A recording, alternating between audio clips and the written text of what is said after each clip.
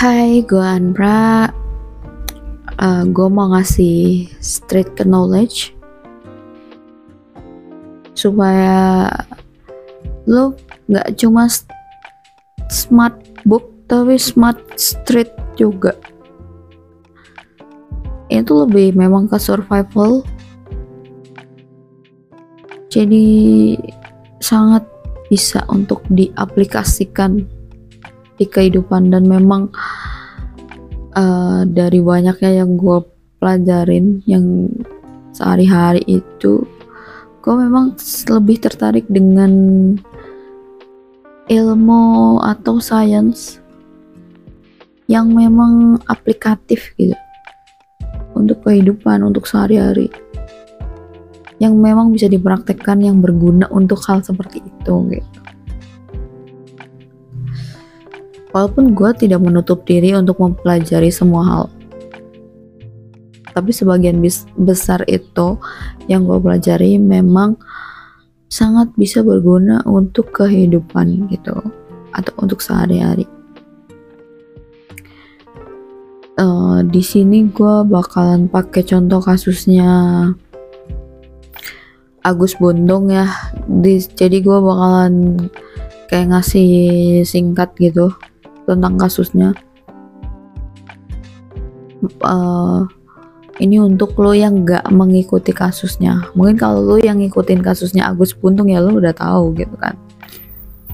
Jadi Agus Buntung itu gue sempat riset sedikit karena menurut gue penasaran juga sih gitu, ini pakai metode apa ya gitu.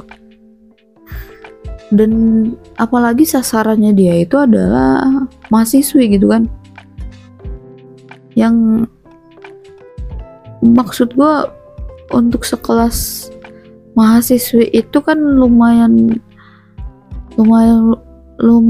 sudah bisa banyak berjalan gitu cara berpikirnya. Jadi kan gue penasaran gitu metode seperti apa yang dilakukan oleh si Agus Buntung ini gitu untuk memanipulasi mahasiswi gitu kan. Kan setahu gue sih yang gue riset dia itu nggak kuliah gitu, tapi dia bisa memanipulasi anak kuliahan. Di sini gue bukan bermaksud merendahkan yang tidak kuliah, bukan kayak gitu, tapi kayak di bayangan cepat kita kan ketika seseorang itu mengenyam pendidikan yang lebih tinggi itu pemikirannya harusnya mengikuti gitu kan, idealnya.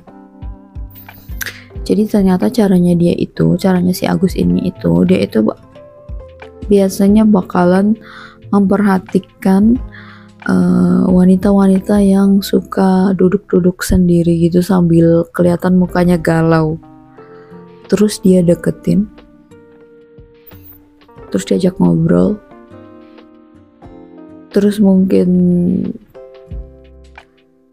kemampuan komunikasinya si Agus ini bagus, sehingga si mahasiswi ini mau terbuka cerita gitu. Dan alasan dia juga sasarannya itu adalah wanita-wanita mahasiswi galau yang sendirian itu karena dianggap itu kan lagi rapuh gitu, mungkin lagi rentan. Jadi lebih orang yang rapuh dan rentan itu lebih mudah untuk dimanipulasi gitu. Dan alhasil si wanitanya ini mungkin terbawa suasana dan ada iba juga mungkin ya, dan berpikir kayak Agus Buntung ini bukan termasuk ke dalam pria yang berbahaya gitu. Jadi tidak berhati-hati mungkin. Lalu terbawa suasana, akhirnya cerita. Jadi polanya itu selalu kayak gini kok. Akhirnya si wanitanya cerita, cerita segala macam, mungkin cerita tentang kegalauannya, cerita relationshipnya, cerita udah ngapain aja sama cowok-cowok gitu. Nah, si Agus ini itu ternyata menjadikan informasi tersebut, informasi rahasia cerita dari wanita-wanita ini untuk emotional blackmail, pemerasan emosi gitu. Itu masuk ke dalam bentuk manipulasi dan psikologi gelap gitu, dark psikologi. Jadi ada beberapa yang diancam gitu. Intinya kalau nggak mau nurutin kemauannya si Agus itu, nanti ceritanya dibongkar atau mungkin dilaporin ke orang tua aja, kayak gitu. Selain ada modus lainnya, yaitu si Agus ini tuh pakai teknik manipulasi tentang mistis dan gaib-gaiban gitu untuk membuat mahasiswi ini tuh percaya gitu bahwa dia itu sakti. Jadi takut disantet atau diapa-apain dengan ilmunya gitu, dan percaya mahasiswi ininya. Nah, untuk yang kalau ada yang memeras emosi lo menggunakan gaib-gaiban, menurut gua gak usah didengerin. Terutama jika lu pun tahu lu tidak membuat kesalahan apa-apa gitu. Karena itu tidak bisa dibuktikan juga kan. Kayak kita tuh nggak bisa membuktikan bahwa orang ini sakti atau enggak gitu. Justru karena tidak bisa dibuktikan, makanya jangan gampang percaya gitu. Kayak gitu. Dan kalau soal pemerasan emosi yang kayak ini pun bisa kepake kalau lu ngerasa lu di momen shit moment dimana lu tuh baru menyadari bahwa lu tuh cerita ke orang yang salah gitu. Itu lu gak usah panik dulu gitu, tenang. Ketika ada orang yang berniat jahat sama lu, memanipulasi lu, memeras emosi lu, yang pertama kali lu harus bikin adalah lu harus tenang. Karena lu harus tenang untuk supaya lebih cerdas dan lebih pintar daripada orang yang memanipulasi lu. Dan gue sangat tidak menyarankan lu lebih jahat dari orang yang manipulasi lu. Enggak, lu hanya perlu lebih cerdas dan lebih bijaksana dalam menyikapi atau dalam membuat strategi. Gak usah kejahatan itu dibahas, kejahatan itu gak usah gitu. Gak ada beresnya nanti. Cara cerdasnya itu adalah, ini mulai masuk ke street knowledge ya. Cara cerdasnya itu adalah lo pikirin dia punya bukti atau enggak. Kalau dia ngancam-ngancam bakal ngasih tahu orang tua lu ataupun ngasih tahu siapa, kalau dia nggak punya bukti, lu tenang aja. Lu stay cool dan stay calm. Karena nggak punya bukti kok gitu. Kayak gitu. Dan ini juga yang gue udah pernah bikin di short, bahwa kalau bisa lo tuh selalu ingat ya, terutama ini wanita gitu ya, kalau misalkan lebih dipakai gitu ya logika dan akal sehatnya ketika lo berpikir untuk misalkan ngirim foto, untuk ngirim video, itu jangan yang aneh-aneh gitu. Atau misalkan lu diajak sesuatu yang apa ya, yang berbahaya gitu, kayak bisa direkam, misalkan lu video call yang gak bener gitu, Atau misalnya lo video call sambil mandi gitu, kayak gue bingung ada orang yang melakukan itu gitu. Atau ya nggak usah juga kalau misalkan lo lagi melakukan HS terus di video, itu nggak usah. Itu maksud gue, ketika lu tahu bahwa yang lu lakukan itu sebenarnya bukan sesuatu yang benar, itu nggak usah ditambahin dengan kebodohan lainnya gitu. Karena yang sangat berbahaya itu adalah ketika ada sebuah buktinya. Kan kok jelas, kalau foto, video itu jelas lo bisa diperas dari hal-hal kayak gitu.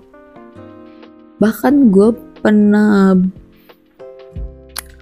baca ada kasus itu, si wanitanya sampai gila gitu karena dia itu ngirim foto nggak benar ke cowok stranger gitu loh, dan cowok strangernya ini tuh kayaknya mau nyebarin gitu.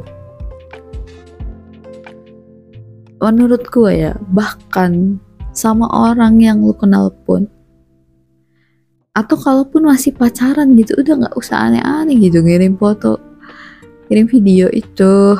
Karena bukannya negative thinking ya, tapi akan lebih baik kalau lu tuh gimana ya, selalu berpikir panjang gitu. Karena orang tuh nggak ada yang tahu. Lu juga mungkin kurang bisa membaca kesehatan mental seseorang. Lu mungkin tidak bisa membaca motif jahat di baliknya. Atau ada orang-orang yang kalau kecewa atau sakit hati itu bisa melakukan hal-hal yang di luar nalar gitu, untuk nyakitin lu, untuk nyerang lu, untuk memeras lu. Jadi akan lebih baik kalau nggak usah macam-macam, nggak usah ngasih yang kayak tadi. Cara gampangnya itu membuktikan yang lu kirim itu tidak aneh-aneh, atau yang lu lakuin itu bukan hal-hal yang aneh-aneh, yaitu adalah kayak ketika lu bayangin sesuatu itu misalkan tersebar, lo itu fine gitu, dan lo bisa membereskannya, berarti yang lu kirim memang aman gitu. Apapun itu ya, mau bentuknya foto, video. Dan lu pun harus tahu video call itu bisa direkam. Jadi jangan lu pikir karena ini cuma video call jadi lu pikir aman, itu enggak, itu bisa direkam tau. Nah, kalau misalkan kebetulan lu punya pasangan yang minta kayak gitu, maksudnya minta foto yang aneh-aneh atau video aneh-aneh atau ngajakin video call aneh-aneh, itu lu tolak aja baik-baik. Cari pilihan kata yang baik gitu. Kalau misalkan dia cowok waras, menurut gua ya dia nggak akan maksa kok gitu. Dia nggak akan maksa, dia nggak akan marah-marah. Dia pasti legowo dan sangat bisa mengerti kok gitu loh. Tenang aja. Kalau dia nggak waras baru mungkin dia bereaksi yang aneh, atau dia malah marah-marah, atau kalau misalkan dia ngancam putus, ya udah putusin aja, nggak guna kayak gitu. Maksudnya tuh itu kan bodoh karena hasrat gitu. Hasratnya membuat dia bodoh, membuat dia tidak bisa mengelola emosi, membuat dia itu tidak bisa berpikir jernih dan berpikir panjang. Itu menurut gua cowok yang benar pasti bakalan ngerti dan respect kok ketika misalkan lu jelasin lu nggak mau. Ya nggak usah juga lu bilang kayak lu takut disebarin atau diperas. Nggak, lu bilang aja kayak, gue kasih template kata-katanya ya, kayak misalkan nggak mau gitu, lo bisa tambahin apa kayak hehe gitu, WKWK haha gitu. Nggak usah yang terlalu lu jelasin panjang lebar, kan takutnya mungkin membuat tersinggung atau apa, atau kita dikiranya itu berpikir netting gitu atau berpikir tidak percaya. Jadi santai aja, cuman bilang aja nggak mau gitu, nggak usah lah kayak gitu. Sejauh ini pun gue selalu gitu kok, dan nggak ada juga yang berakhir menjadi apa ya, nggak ada yang maksa-maksa, nggak ada yang marah-marah juga sih soal kayak gitu. Menurut gue kayak gitu. Kalau misalkan lu memang sama pria yang waras gitu, pria yang waras tuh bakal ngerti kok alasan-alasan yang logis dan rasional. Dan ingat, selalu berusaha tenang di situasi apapun, karena itu yang membuat lo akan lebih jernih dalam mendapatkan ide dan solusi kayak gitu. Dan juga kalau bisa lo berhati-hati memang dalam cerita. Lo harus lihat orangnya punya integritas nggak, bisa dipercaya nggak, tukang gosip nggak, ember nggak gitu. Terutama mungkin untuk cerita hal yang sensitif. Dan selalu ingat yang gue bilang tadi, jangan kalau ada yang mau memeras lu itu jangan langsung lu turutin, lu pikirin dulu masuk akal gak sih gitu. Dan kalau nggak ada bukti, ingat, nggak usah diladenin, biarin aja mau ngomong apa. Pernah ada fase kayak gitu sih, walaupun maksudnya gue berurusan langsung dengan, ada satu kali gue berurusan sama pria yang kayak gitu, walaupun bukan sesuatu, dia nggak punya bukti juga sih. Yang mau dia laporin tuh kayak waktu itu karena dia kayak mau ngelaporin ke ibu gue ngerokok gitu, padahal emang waktu itu ibu gue belum tahu gue ngerokok gitu. Kalau sekarang udah tahu. Dan ya gue biarin aja dia ngancam-ngancam kayak gitu, ya silakan aja, orang nggak punya bukti gitu.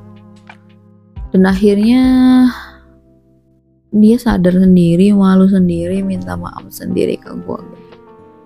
Karena selama dia marah-marah dan dia mengancam itu, gue sama sekali gak ngomong satu kata pun sama dia. Dan ketika dia sadar, dia malu dan minta maaf, gue langsung maafin kok gitu. Sebenarnya kadang urusan sama gue tuh nggak susah, kayak gue tuh nggak suka memperpanjang permasalahan gitu loh. Kalau orangnya udah sadar dan minta maaf, udah beres gitu. Dan udah sih, cuman itu doang satu gue pernah punya masalah kayak gitu.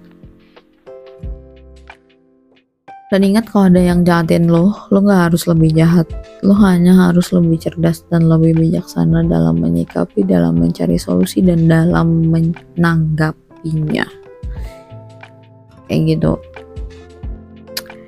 Karena sebenarnya dalam hal apapun, terutama kalau misalkan dalam ranah hukum, kalau lo belajar hukum, bukti itu penting banget, krusial banget. Bahkan orang mau ngomong apapun, kalau kadang nggak ada bukti ya nggak bisa jadi dianggap sebuah kebohongan gitu kan. Dan menurut gue juga lu harus hati-hati sih ya kayak gitu ya, maksudnya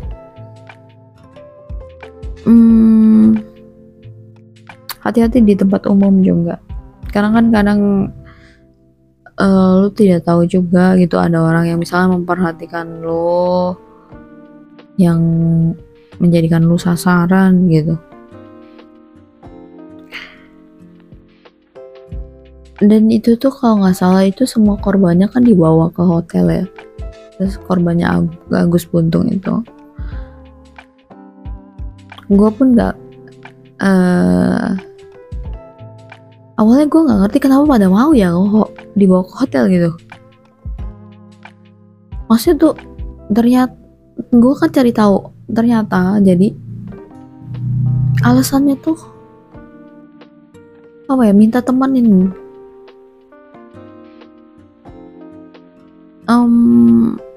Menurut gue, kalau lu baru kenal sama orang terus lu diajak ke tempat yang private, itu hati-hati loh, jangan sembarangan gitu loh. Dan itu tuh setelah di hotel tuh si Agus Bontongnya itu bilang kalau misalkan nggak mau nurutin yang dia mau, itu si Agus Bontongnya tuh bakalan kayak teriak supaya ketahuan bahwa mereka tuh lagi di hotel gitu. Dan kalau nggak salah di sana itu ada peraturan ya, kalau misalkan belum menikah terus ke gap gitu, itu bakal dinikahin. Nah si wanita-wanita ini tuh nggak mau dinikahin sama Agus Buntung gitu, makanya lebih milih nurutin kayak gitu. Itu juga salah satu bentuk manipulasi sih, karena maksudnya apa yang si wanita-wanita ini lakukan dengan si Agus itu tidak dengan konsen yang secara sadar gitu, karena keterpaksaan, karena diperas emosinya kayak gitu. Dan kalau bisa sih, kalau misal baru kenal itu lebih berhati-hati kalau diajak ke tempat privat. Kalau bisa ya nolak sih, nah emang bahaya kalau udah tempat privat itu tempat, jadi lebih sehat dan lebih aman, jauh lebih aman kalau ketemunya itu di tempat yang umum, tempat public space gitu. Terutama kalau misalkan lu juga belum bisa misalkan membaca orang dengan baik, memahami orang dengan baik, belum tahu juga ini mentalnya gimana, jalan pikirannya gimana, rasionalnya gimana, akal sehatnya ada enggak, logikanya jalan enggak gitu. Karena akan lebih baik mencegah sih.